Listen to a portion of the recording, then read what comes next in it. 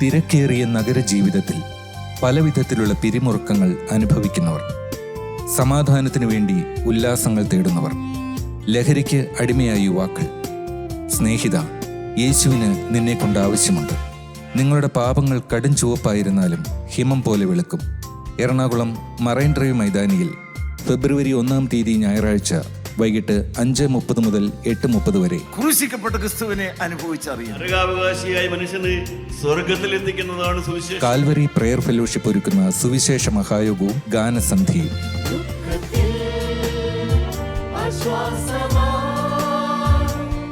അനുഗ്രഹം പ്രാപിക്കുവാൻ ഏവരെയും സഭാവ്യത്യാസം കൂടാതെ സ്വാഗതം ചെയ്യുന്നു.